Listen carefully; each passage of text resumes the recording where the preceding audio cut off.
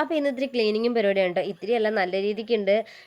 എന്താ വെച്ചാൽ 2 മാസമായിട്ട് തയ്യലും തിരക്കും മടി എല്ലാം കൂടി കൂടിയിട്ട് എനിക്ക് ഈ ക്ലീനിങ് ഒന്നും നടക്കുന്നില്ലായിരുന്നു കേട്ടോ. നമ്മുടെ വീടിൻ്റെ ഭിത്തിയെന്നൊക്കെ നിറച്ച് പൊടി ചാടും. അപ്പോൾ അതുകൊണ്ട് എല്ലാ പാത്രങ്ങളും എടുത്ത് ഇടയ്ക്ക് കഴുകി വെച്ചില്ലെങ്കിൽ എല്ലാത്തിനും നല്ല രീതിക്ക് പൊടി പിടിക്കും. അത് മാത്രമല്ല, നമ്മുടെ വീടിൻ്റെ ഫ്രണ്ടിൽ തോടായതുകൊണ്ട് വല്ല എഴജന്തുക്കളൊക്കെ കയറി വരുമോ, പാത്രത്തിനടി ഇരിക്കുമോ, അങ്ങനെയുള്ള ടെൻഷനൊക്കെ കാരണം ഞാൻ ഇടയ്ക്കിടയ്ക്ക് എല്ലാം എടുത്ത് കഴുകി വെക്കുന്നതായിരുന്നു. പക്ഷേ 2 മാസമായിട്ട് ഒന്നും നടക്കുന്നില്ലായിരുന്നു കേട്ടോ. സത്യമായിട്ട് ഈ ക്ലീൻ ചെയ്യുന്ന സമയത്തായാലും വീട്ടിലോട്ട് കയറി വന്നാൽ പൊടി കണ്ടിട്ട് ആൾക്കാർ പറയും ഈ പെണ്ണെന്താ അടിയും തുടയൊന്നും ഇല്ലേന്ന്. അതുപോലെ പൊടിയായിരുന്നു കേട്ടോ. എന്തായാലും എല്ലാം അടിച്ചു വാരി ഞാൻ കളഞ്ഞിട്ടുണ്ട്. കുറച്ച് അച്ചാറൊക്കെ ഇട്ടിട്ടുണ്ടായിരുന്നു കേട്ടോ, ഞാൻ നാരങ്ങയായിരുന്നു. അപ്പോൾ അതെല്ലാം ഞാൻ ഡപ്പിയിലാക്കി അടച്ചു വെച്ചിട്ടുണ്ടായിരുന്നു. നല്ല ടേസ്റ്റ് ഉണ്ടായിരുന്നു. ഞാൻ ഇട്ടുകൊണ്ടല്ല, നല്ല ടേസ്റ്റ് ഉണ്ടായിരുന്നു. അപ്പം അങ്ങനെ അടുക്കളേൻ്റെ പണി ഒരു വിധത്തിൽ ഞാൻ തീർത്തു. സത്യം പറഞ്ഞാൽ എനിക്ക് പനിയായിരുന്നു.